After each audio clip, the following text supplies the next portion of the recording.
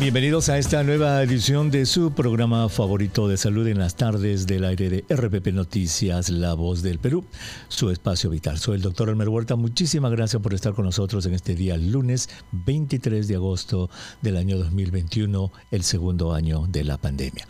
Donde quiera que usted se encuentre, gracias por estar con nosotros en el programa del día de hoy. Como lo habíamos anunciado, vamos a tener el gusto de dialogar nuevamente con el señor ministro de Salud, el doctor Hernando Ceballos, sobre diversos puntos que tienen que ver con la pandemia, obviamente, y otros puntos que tienen que ver con la salud en nuestro país. Así es que sin más prolegómeno, le damos la bienvenida al doctor Hernando Ceballos. Señor ministro, qué gusto de saludarlo. Muy buenas tardes. Gracias por estar nuevamente con los oyentes de RPP Noticias. Un gran saludo, Elmer, de verdad, una satisfacción conversar con usted y con los oyentes de Radio Programa del Perú. Muchísimas gracias. Tenemos un problemita ahí con el sonido, no sé si es de mi lado, de su lado, es del televisor. Si pudiera bajar el televisor que usted tiene allí, señor ministro, o la radio que está en su despacho, por favor, para que no se nos monten los sonidos y nos no sé si ha mejorado ya ahora. Está, perfecto. Perfectamente bien, señor ministro. Muchas gracias. A ver, vamos a ir de frente, como dicen en ping-pong, porque tenemos varios temas y tenemos poco tiempo y le agradecemos muchísimo su presencia. Ayer dijo usted de que en 5 días el gobierno va a presentar nuevas medidas que van a regir el marco de una eventual tercera ola del coronavirus. El día de hoy se vencía el periodo de emergencia, ha sido renovado por 5 días, probablemente coincidiendo con esto de los 5 días. No sé si puede revelarnos algo de lo que se va a decir o por lo menos los lineamientos generales de estas nuevas medidas que van a regir el marco de una eventual tercera ola, señor ministro. Bueno, en primer lugar, como usted sabe, Elmer, en el marco del estado de emergencia que restringe los derechos constitucionales, se han generado una serie de restricciones. Estas restricciones, que al salir el decreto supremo se mantienen vigentes, las que venían desde antes, tienen que ser analizadas y estudiadas. Nosotros hemos señalado que en un plazo mínimo de 5, porque en realidad son hasta 10 días que tenemos que hacer una evaluación, no solo desde el Ministerio de Salud, sino además desde los otros ministerios, sobre qué restricciones sanitarias se impondrían a partir de esta fecha, en función de que tenemos en ciernes una tercera ola. Todavía necesitamos ir evaluando bien el impacto de la próxima semana para finalmente tomar las decisiones sobre hasta qué punto estas restricciones van a mantenerse, van a ajustarse en algunos casos, en otras serán un poco más flexibles, y esto se tiene que compatibilizar con también la necesidad de la reactivación económica, ¿no? En un país que tiene características tan particulares como un 75% de informalidad y una población altamente vulnerable. Entonces, esto está en estudio. Yo francamente me comprometo, Elmer, en alcanzarle a usted a la brevedad posible las decisiones finales, pero prefiero no adelantarlas hasta no tener una plena seguridad con los equipos técnicos de las decisiones que tenemos que tomar. En razón de que es muy dinámica la evolución de esta nueva situación de la pandemia, todavía tenemos algunos casos, no son muchos, pero evidentemente estamos en ascenso del incremento de casos de COVID y de la variante Delta, pero me parece que esto va a estar en razón de qué impacto va teniendo en los próximos días esta presencia de la variante Delta y de los casos de COVID efectivamente en la población peruana, ¿no? Muy bien. Hablando de eso, de este punto, y entiendo que no quiero todavía hablar de esos lineamientos generales porque obviamente están en pleno estudio, pero ya nos adelantó que algunas de las restricciones, supongo toque de queda, horas de los toques de queda, aforo, reuniones, todo eso va a ser evaluado. Hablando de la pandemia en general y de esta eventual tercera ola, hay voces que dicen, pero caramba, ¿de dónde sacan eso que está aumentando? Si está bajando la mortalidad, están bajando los casos, está bajando todo, quieren asustar a la gente, dicen algunos. Señor ministro, ¿cuáles son los datos objetivos de que podría estarse calentando nuevamente la pandemia? ¿Dónde y en qué basamos esos datos? En primer lugar, hay un aumento en general de los casos de COVID en distintas regiones del país. Hemos detectado que 144 de las muestras que hemos tomado han dado positivos a la variante Delta. Es objetivo que esta variante Delta, que todos sabemos que tiene un alto componente de contagiosidad, contagia mucho más, además es más agresiva, ha empezado a dispersarse en distintas regiones de nuestro país. La tenemos en más de 9 regiones, tenemos en prácticamente todos los distritos de Lima esta variante Delta, y la experiencia internacional, como usted sabe, Elmer, es que esta variante se dispara muy rápidamente. Es decir, la lentitud que teníamos con otras variantes no se reproduce en esta variante Delta, donde hemos visto en varios países de Europa, como en la propia Israel, Inglaterra, Estados Unidos, que rápidamente empieza a imponerse esta variante Delta por la alto grado de contagiosidad que tiene. Entonces, es absolutamente necesario tomar todas las precauciones, ¿no? Son algunas regiones que están mostrando un aumento, dice, de casos positivos. ¿Podría nombrar alguna de esas regiones, ministro? Por supuesto. Primero es Lima provincias, tenemos en Junín, tenemos en Cerro de Pasco, en Ica tenemos estos casos, tenemos en Arequipa estos casos y en varias provincias más, ¿no? Sí, conocemos lo de la Delta, pero yo pensé que era en general el porcentaje, por ejemplo, de PCRs positivas, o se está refiriendo básicamente a Delta usted. A la presencia de Delta en 9 regiones del país. Muy bien, o sea, digamos que la predicción de una tercera ola, etcétera, se basa básicamente en la presencia de Delta y en que Delta está creciendo en el Perú. Perfecto. Y además que tenemos un incremento todavía muy leve, todavía no general, de casos COVID en relación con los últimos 10 días, ¿no? A eso me refería. ¿Hay evidencia de esto? Sí, que están incrementándose los casos COVID. Todavía no es un incremento exponencial muy grande, pero esto se da en el marco también de la presencia de la variante Delta cada vez mayor. A eso me refería. De 40 ya se sabe, pasamos a 70 y a 144 casos Delta. Claro. Señor ministro, ¿ya se sabe si alguien ha fallecido con la variante Delta en el Perú? No. Hasta ahora, hasta este momento no tenemos ningún reporte de fallecido. Usted sabe que ayer se informó en Buenos Aires que el caso cero de Argentina, un ciudadano boliviano que había estado en el Perú por 2 meses, llevó la variante Delta de Lima, se la llevó a Córdoba y ocasionó un brote de 35 de 60 contactos que tuvo. Y ese ciudadano boliviano que estuvo en el Perú por 2 meses, ¿se sabe algo? ¿Dónde estuvo? ¿En qué partes de Lima? Porque él se llevó la Delta de Lima a Argentina. Bueno, estamos haciendo un seguimiento. Específicamente en el caso de este ciudadano no tengo el dato exacto, pero estamos haciendo un seguimiento lo más estricto posible a los distintos casos de Delta que encontramos. De hecho, hace dos días y medio, casi 3 días, encontramos una variante Delta en Lambayeque, y estamos haciéndole todo el seguimiento. De hecho, hemos dispuesto una vacunación en todo el distrito, incremento de las pruebas moleculares, rastreo de contactos, para tratar de evitar que se siga dispersando esto en el caso de Lambayeque, ¿no? Hablando de la variante Delta, señor ministro, y del Instituto Nacional de Salud, me da la impresión, ojalá que esté equivocado, en que hay como una especie de lentitud, cierto retraso en los reportes. Por ejemplo, los datos que tenemos, estos 144, son hasta hace 2 semanas, hasta comienzos de agosto. El reporte obviamente ha sido dado hace 2 o 3 días, pero los casos son de varias semanas atrás. ¿Por qué? Si hay la tecnología para hacer en 2 días un secuenciamiento genético y la otra es de 5 días, ¿por qué no lo hacemos más rápido? Por ejemplo, hoy día lunes se toman las muestras, señor ministro, van hoy día en la noche al Instituto Nacional de Salud. Hoy día mismo empiezan el secuenciamiento y para pasado mañana tenemos ya los resultados frescos, en vez de esperar 1 semana, 2 semanas, que eso es lo que me parece que está pasando.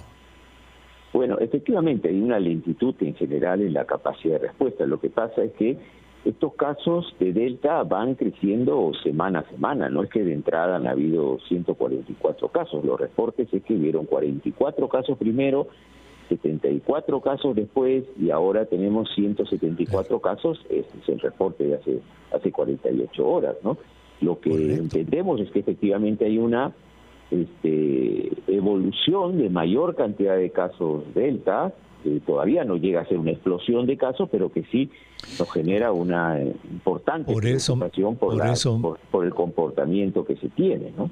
Correcto, por eso mismo, señor ministro, yo pensaba que se podía hacer más rápido esto, ¿no? Que estos casos se descubran en 2 o 3 días máximo. De hecho, por ejemplo, cuando hablamos de pruebas moleculares, estamos hablando, por ejemplo, de que el Instituto Nacional de Salud está haciendo 1.500 pruebas moleculares por día y nosotros necesitamos a cortísimo plazo pasar a 10.000 pruebas moleculares y después superar esta cantidad si es que de verdad queremos hacer un control efectivo en el país, ¿no? Correcto. Pero esta es la lentitud que nosotros hemos encontrado y la verdad es que ya hemos dado las disposiciones necesarias. Se acaba de hacer un curso de preparación intensiva a 1.000 personas hace 4 días atrás, porque uno de los problemas para hacer mayor cantidad de pruebas moleculares, para hacer estos descartes, es que necesitamos mayor cantidad de recursos humanos, ¿no? La verdad que el dinero estaba, pero no se había tomado la decisión de incrementar desde el propio Instituto Nacional de Salud la capacidad operativa, que necesitamos aumentarla muchísimo más, ¿no? Pareciera, y lo digo con todo respeto, que nosotros trabajamos en horario de oficina, pero el virus trabaja en sobretiempo y nos va ganando y nos va ganando. Señor ministro, cambiando de tema, la vacunatón solamente ha llegado al 80.8% del objetivo que se había trazado. Se habían proyectado vacunar a 600.000 personas, menos de 500.000 se han vacunado y han habido complejos del Chipoco, el Parque de la Exposición, la Playa Miller, vacío realmente en Lima. ¿Cómo explican ustedes esta ausencia? Bueno, en primer lugar, hay una característica que ha tenido este vacunatón, ¿no? Varias características. La primera es que hemos mantenido los 38 años para adelante, incremento de edad, y no hemos bajado el grupo etario. Esto sabíamos que significaba que iba a ser un vacunatón menos atractivo para la gente más joven que podía acudir a vacunarse, pero lo hicimos porque lo que no queremos es seguir ampliando la brecha, donde vamos bajando el grupo etario, pero seguimos con una sola dosis a una gran cantidad de la población. Todavía tenemos más de 2 millones de personas que reciben una sola dosis y les falta la segunda dosis. Entonces nos interesaba cerrar esta brecha. Entonces por esa razón es que no bajamos el grupo etario, que sí lo vamos a hacer para esta semana que viene, y con toda seguridad la concurrencia va a ser mucho más masiva, como fue en el vacunatón que hicimos hace 10 días aproximadamente. Una madre de familia desesperada me escribe a mi medio social, a mi cuenta, me dice: doctor, pídale al ministro que ya ponga de 20 años para arriba. ¿Podría ponerse de 20 para arriba? Lo que pasa es que eso depende del volumen de vacunas que tengamos, ¿no es cierto? No es un tema voluntario. Si fuera por el Ministerio de Salud, estaríamos vacunando pues a personas efectivamente de 20 años o de 18 años. Pero usted sabe, Elmer, que nosotros tenemos que disponer de la mejor manera, de la forma más responsable, el stock de vacunas que tenemos. Sabemos que en la variante Delta es necesario tener las 2 dosis para tener una protección adecuada. Y también sabemos que en las personas con comorbilidades o mayores de 50, 60 años sobre todo, necesitamos que allí estén con más razón correctamente vacunados. Entonces, cerrar esa brecha para nosotros es tan importante como seguir bajando los grupos etarios. Sí, entonces estamos trabajando en las 2 direcciones. La otra característica, doctor Huerta, es que hemos hecho un vacunatón descentralizado. Usted sabe que hasta hace 15 días los vacunatones se daban en Lima y Callao. Hicimos un vacunatón en 8 regiones la semana anterior y esta vez lo hemos hecho en 15 regiones. Entonces, ¿qué sucede? La información que hemos obtenido a las 7:30 de la noche es la información de Lima y Callao y las regiones más cercanas. Recién ahora tenemos una cifra que se va acercando un poco más a la realidad de lo que ha sido este vacunatón, donde la vacunación en las regiones ha sido sustancialmente mayor. De hecho, la cifra oficial que tenemos en este momento, cuando hemos recabado la información de las 15 regiones, de muchas que son de lugares muy alejados, como Huancavelica, como Puno, como Ancash, como Apurímac, tenemos 559.617 personas vacunadas. ¿no? De las cuales de Lima son 235.988. Es decir, en realidad, desde el punto de vista porcentual, tenemos el 91.3% del objetivo cubierto en este vacunatón, que tiene las características de haber sido descentralizado, que sabemos que genera un poco más de dificultades para que la gente concurra a los centros de vacunación, y además mover los grupos etarios, que también, por supuesto, no es un aliciente para que la gente más joven concurra a vacunarse, ¿no? Esas han sido las características del vacunatón, donde además hemos insistido en cerrar la brecha de segunda dosis y los mayores de 60 años. En algunas regiones, los gobiernos regionales han tomado la decisión de privilegiar de manera muy sustancial y muy enérgica a los mayores de 60 años en la vacunación, ¿no? Para que en este grupo etario no se produzca una brecha tan importante y podamos evitar de esa manera mayores consecuencias a partir del COVID. A ese punto quería llegar, ministro, el que acaba usted de mencionar. Yo estoy seguro que en el grupo etario de encima de 80, incluso de 70, de 60, de 50, de 40, hay un porcentaje importante de gente que no se ha querido vacunar, que simplemente no ha ido. Obviamente, los que han querido vacunarse han estado allí en primera fila, han llenado las vacunatones, han estado y ya se vacunaron. Pero hay un porcentaje, una proporción de cada una de esas décadas de edad que no quiere vacunarse. Eso sucede en todo lado. Y me parece que esto del domingo que ha pasado, de las vacunatones aquí en Lima vacías, tiene algo que ver con eso también, porque si estaba abierto para todos los grupos de edad, el que no hayan ido indica que, entre comillas, ya se está enfriando, las ganas de ir a vacunarse de mucha proporción en la población. La pregunta es, ¿cómo van a enfrentar ustedes esa desidia, esa incertidumbre de la gente de no querer vacunarse? Porque no vaya a ser que de aquí a un mes, 2 meses, vamos a tener, señor ministro, vacunas en cantidad, pero la gente no se va a querer vacunar. Sí, bueno, Elmer, ahí hay más de una razón, en realidad. No solamente es la desidia o la desconfianza a la vacunación que existe en un sector todavía de la población, ¿no? Incluso el daño que se ha hecho en relación a la vacuna Sinopharm, que justamente es un poco más del 50% de las vacunas que ya tenía adquiridas el país, nos genera un problema para que la gente se acerque a vacunar, a pesar de que seguimos señalando que la vacuna Sinopharm protege de manera muy eficiente contra la muerte si es que se llega a contagiar las personas.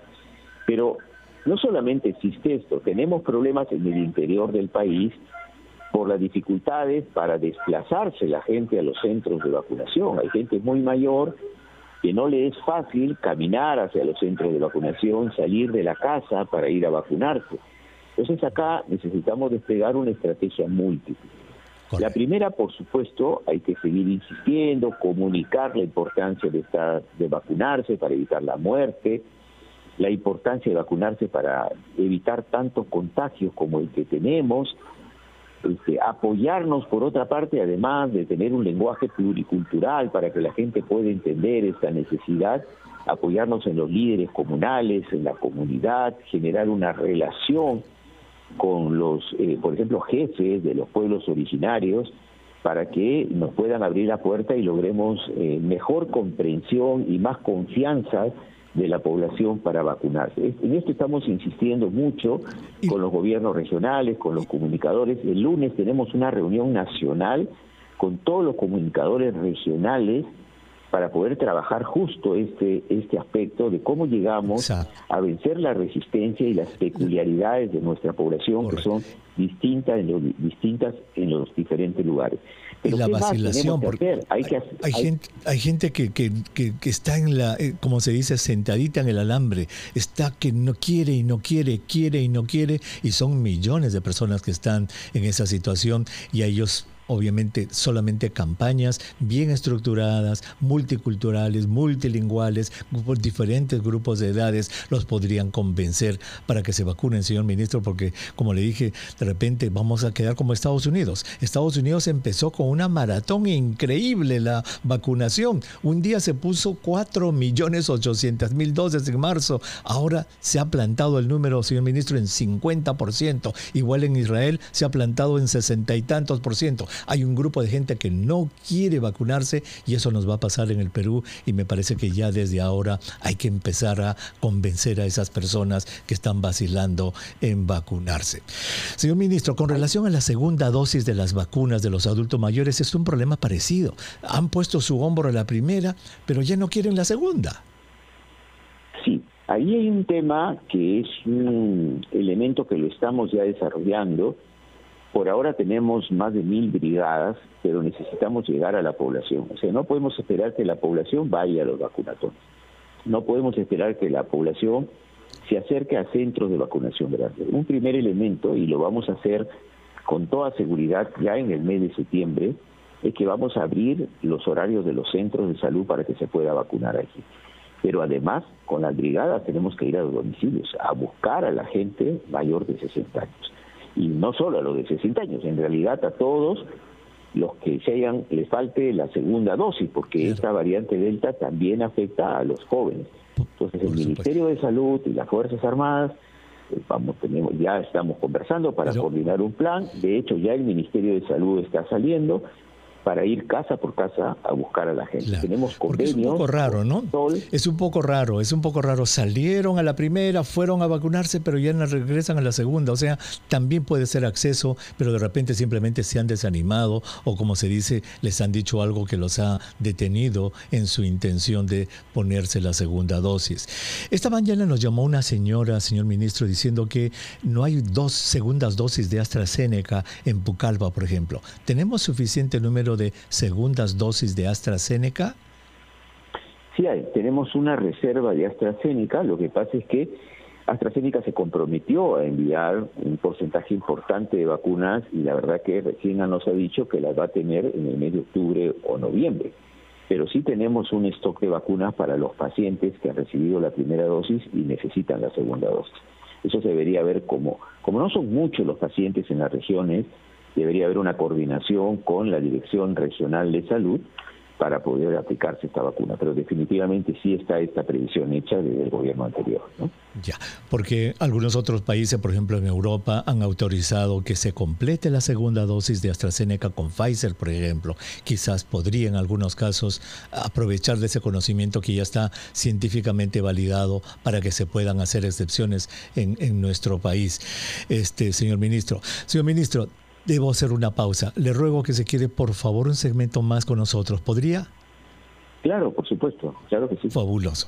Vamos a regresar entonces inmediatamente después de la pausa. Le agradecemos muchísimo al señor ministro de Salud de la pandemia. Muchísimas gracias por estar con nosotros en el aire de RPP Noticias, La Voz del Perú. Si usted recién se une a nuestro programa, estamos conversando con el doctor Hernando Ceballos, ministro de Salud, y estamos repasando algunos puntos que tienen que ver obviamente con la coyuntura, la pandemia, y le agradecemos muchísimo al señor ministro que se esté quedando con nosotros en esta segunda media hora. Señor ministro, para cerrar la idea que le comenté antes de ir a la pausa, esta señora nos llamó desesperadísima porque ya van más de 4 semanas, me parece 5 o 6 semanas que su mamá no recibe la segunda dosis. ¿Sabe usted si ya se contactaron con el Ministerio de Salud para resolver su caso? No, pero le doy un dato, Elmer. En relación con AstraZeneca, nosotros en general, siempre cuando se da la primera dosis, siempre se reserva la segunda dosis, claro, para que no exista ningún tipo de problema. De hecho, en Lima tenemos de reserva 3.000 dosis de AstraZeneca y se han repartido 80.000 dosis en todo el país para la segunda dosis de AstraZeneca. No debe haber en ninguna región ningún problema de abastecimiento de segunda dosis para AstraZeneca. Ajá. De todas maneras, esta señora... Sí, perdón, siga usted. Claro, si hubiera algún desajuste, porque no ha recibido correctamente la información en su región, pues que se comunique con el Ministerio de Salud y hacemos la corrección respectiva, porque efectivamente todas las dosis que se reparten para primera dosis son acompañadas y tienen la garantía de una segunda dosis, si no, esto no podría manejarse de otra manera. Muy bien, fabuloso. Entonces ya la señora sabe, nosotros vamos a comunicarnos con ella porque se comunicó ella con nosotros al programa Encendidos esta mañana. Doctor, se habla en muchos lugares del mundo, aquí en Estados Unidos, en Europa, está muy caliente ese tema de los carnés de vacunación. ¿Ustedes han pensado implantar alguna manera de carné de vacunación o algo en el Perú? Bueno, se está conversando y debatiendo la posibilidad de una especie de tarjeta verde, es decir, de poder en función de asegurar los niveles de vacunación adecuada o cuando tuvo el episodio de COVID, ¿no? O la prueba molecular que se pueda haber efectuado, la posibilidad de que tenga de pronto acceso a determinados servicios donde obviamente con estas condiciones tiene menos riesgo. Pero lo que nos preocupa ahora realmente es cómo avanzamos en la vacunación. Si bien sabemos que hay un sector que es resistente a la vacuna, de verdad este sector es muy minoritario, dado el porcentaje de cobertura que tenemos, que hemos ido avanzando, porque ahora de la población objetivo tenemos más del 27% ya de la población peruana con segunda dosis, ¿no? Y esto es un avance importante y esperamos en septiembre pasar el 50%. De hecho, ya hemos hecho la previsión de que la cantidad de vacunas que podrían llegar al país, que ya están conversados con los distintos gobiernos. Pfizer va a incrementar su llegada de vacunas, Sinopharm también hemos conversado para asegurar esta cantidad.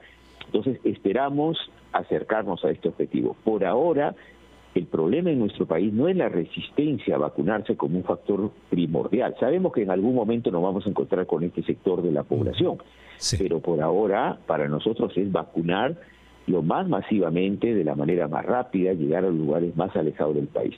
Por supuesto que con esto nos va a permitir también ir buscando algunos respiros para la población, porque esto de tener restricciones a la gente la cansa, ¿no? Y entre ellos, por ejemplo, el tema del inicio de clases y otros aspectos que son importantísimos a abordar, ¿no? Exacto. Hablando de clases, señor ministro, ¿cuál es su visión? ¿Qué han decidido? No va a haber clases presenciales este año, ya se ha dicho, ¿cierto? Lo dijo el ministro de Educación. ¿Algún plan que ustedes estén asesorando al Ministerio de Educación? ¿Qué es lo último que tienen ustedes sobre el regreso a clases? Bueno, lo que ha señalado el ministro de Educación es en función de dos factores. En primer lugar, de la probable tercera ola y cuál sería su impacto en la población. Y además, en función de la provisión de vacunas que podamos tener de aquí a noviembre, diciembre. Pero yo la verdad que soy incluso un poco más optimista, y si tenemos la provisión de vacunas que estamos esperando y que hemos logrado que adelante el gobierno de China y el laboratorio Pfizer, ¿no? Porque hemos modificado el calendario con Pfizer para tener mayor cantidad de vacunas más pronto, que es lo que necesitamos, ¿no? Entonces es probable que podamos adelantar la vacunación de los profesores antes de fin de año, lo cual sería muy bueno porque de alguna manera podría estructurarse un plan, que ya tenemos una comisión en el Ministerio de Salud y lo estamos conversando con el Ministerio de Educación para iniciar la forma presencial de clases en nuestro país, ¿no? Que necesita obviamente una serie de aspectos técnicos a ser cubiertos, entre ellos los cuidados en el transporte, porque no es solamente cómo logramos aislamiento en las escuelas, y además cómo se van a transportar los alumnos y los maestros, ¿no? Exacto. A veces me da gracia porque escucho voces que dicen, pero miren cómo otros países, en Dinamarca, ya los chicos están, bueno, allí los chicos van en unos ómnibus recontra modernos, bien espaciados en sus ómnibus. Ellos van diferente a las escuelas. Nosotros, en nuestra realidad, tenemos otro modo de que nuestros niños se transportan para ir a las escuelas, y eso es completamente diferente. Y hablando de eso, señor ministro, los malos ejemplos, las fiestas COVID, a Barranco le llaman ahora Barrancovid, porque hay fiestas en Barranco, en Chimbote, la congresista Roselia Muriz de Avanza País, que dio toda una fiesta en una terraza. ¿Qué está pasando? ¿Es consecuencia de la fatiga pandémica todo esto? ¿Y cómo se enfrenta? Pues claro, la gente está un poco cansada luego de tanto tiempo de pandemia, pero también hay una sensación exitista. Primero, bueno, dicen ya llegó la vacuna, entonces en definitiva tenemos casi solucionado el problema. Las cifras van bajando, efectivamente, a pesar de este incremento, que ahora tenemos más de 1.000 casos de COVID diarios, pero venimos con una curva en general en descenso hasta hace poco más de una semana, 10 días. Y hay una sensación de que, bueno, ya pasó la pandemia, está todo mucho mejor, y hay un relajamiento en las medidas de cuidado, de distanciamiento social. Obviamente este tema no puede ser solo restrictivo, necesitamos apelar a que la gente tome conciencia, que hay una responsabilidad individual, colectiva, de cuidarnos, ¿no? No tenemos que esperar volver a estar en la situación de la primera o segunda ola para correr desesperados a ver qué hacemos, ¿no? Entonces yo creo que hay que trabajar una intensa campaña comunicacional de reflexión sobre la gente para que tome conciencia de que debemos cuidarnos, no bajar los brazos. Todavía el COVID puede seguir mutando, nos puede dar sorpresas desagradables, así que necesitamos rápidamente alcanzar niveles de cobertura, no solo de vacunación, sino de toda la previsión que se tiene que hacer para enfrentar el COVID, la provisión de oxígeno necesaria, la cantidad de pruebas moleculares que usted señalaba bien, que nuestro país va con lentitud, incluso la información de las pruebas moleculares. Realmente somos un país muy precario en nuestro sistema de salud, mejorar la atención primaria, que es fundamental para poder prepararnos mejor, ¿no? Exacto. Ahora, cambiando un poquito de tema hacia la parte deportiva, que es tan importante, hubo una reunión entre el entrenador de la selección peruana, el presidente de la Federación Peruana de Fútbol y el señor presidente Pedro Castillo. Ahí se informó que se iba a formar una mesa de trabajo para decidir si es que en estas eliminatorias se iba a permitir un aforo muy pequeño de público en los estadios.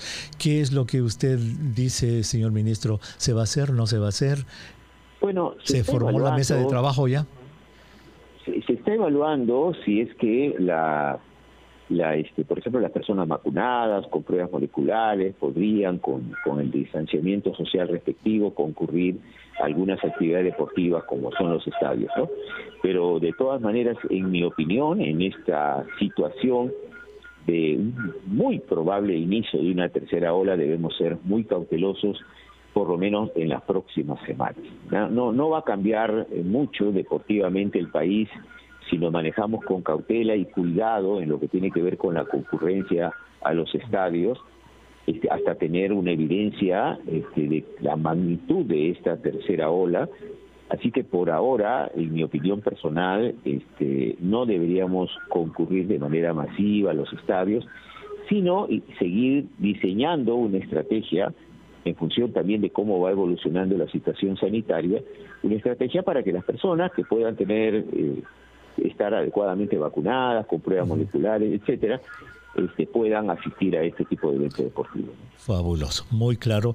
Y con relación a la vacunación, nos preguntan, por ejemplo, personas vulnerables especiales con enfermedades autoinmunes, con cáncer, ellos ya están en la lista, ¿cierto?, para que tengan prioridad para la vacunación, o todavía las personas con enfermedades autoinmunes tienen prioridad desde el principio. Una de las cosas se ha planteado en el Ministerio de Salud es que los pacientes con comorbilidad, con enfermedades raras, huérfanas, con problemas inmunológicos, pues tengan la posibilidad de vacunarse de manera inmediata. En eso no hay ninguna duda. Esos son los primeros, y además hasta le deberíamos hacer un lugar en la cola, porque son las personas más vulnerables, ¿no? Incluso la última semana hemos ido a los penales, donde hemos recorrido, bueno, no es la primera vez que yo voy, pero las condiciones de hacinamiento que existen en los penales son terribles, ¿no? Y ya en los principales penales de la capital, por ejemplo, hemos vacunado a todos los mayores de 38 años, ¿no? Ahí hemos estado en el penal Castro Castro, en Lurigancho, en el penal de mujeres, en Chorrillos, porque ahí es fundamental, ¿no? Son internos que tienen también derechos que debemos cautelar. Por supuesto. Señor ministro, quiero terminar, ya sé que se tiene usted que ir, con un asunto sumamente importante que tiene que ver con nuestra niñez y adolescencia. El próximo mes, en septiembre, debe iniciarse la segunda fase de la ley 30.021, la Ley de Alimentación Saludable, en la que deben adoptarse parámetros más estrictos de grasas, azúcares y sal en los productos procesados y ultraprocesados en el Perú. Por ejemplo, ya el azúcar va a tener que pasar de 22.5 gramos que se permite ahora a 10 gramos y las grasas de 6 a 4, etcétera. ¿Están trabajando ustedes en eso? ¿Se va a hacer esto? Porque hay voces que dicen, no, allí no se van a meter, la industria va a entrar, no se va a hacer ningún cambio. ¿Qué es lo que ustedes están haciendo? ¿Se va a adoptar este cambio tan importante en la Ley de Alimentación Saludable, señor ministro? Bueno, la opinión del Ministerio de Salud es que la salud está por encima de cualquier tipo de conveniencia personal o empresarial, ¿no? Sabemos claramente que la Ley de Alimentación Saludable tuvo resistencias en el Congreso de la República por intereses que no tenían nada que ver con la salud de la población y de la niñez. En un país donde todos sabemos la obesidad va incrementándose, igual que la cifra de diabetes, tenemos que tener una actitud muy principista en este sentido, ¿no? Así que todo lo que tenga que ver con el cuidado de la salud y sobre todo de nuestros niños y limitar la ingesta de productos que la verdad tienen muchos años, hay mucha tradición, pero no necesariamente son los que ayudan a un crecimiento sano, debe marcarse un límite muy claro, por lo menos de una información en primer lugar y después obviamente con límites concretos para que no se golpee la salud de los más débiles, ¿no?, de los niños. Así que la posición del Ministerio de Salud es muy clara y muy firme en este sentido. No vamos a permitir desde nuestro despacho que los intereses comerciales se antepongan a los intereses de la salud de la población. Fabuloso. Gracias por aclarar eso, señor ministro. Por último, ya para dejarlo ir, ¿cómo le va en lo personal en el ministerio? ¿Está bien? Bueno, ¿se siente bien? ¿Tiene cómo ve las cosas? Es un enorme desafío. La verdad, muchos me preguntan por qué ingresaste al ministerio en estas condiciones, ¿no? Exacto. Yo soy un médico, como alguna vez le conté a Elmer, soy un médico de provincia, soy un médico que tiene experiencia en el primer nivel de atención, soy pediatra, y claro, es un desafío enorme, ¿no?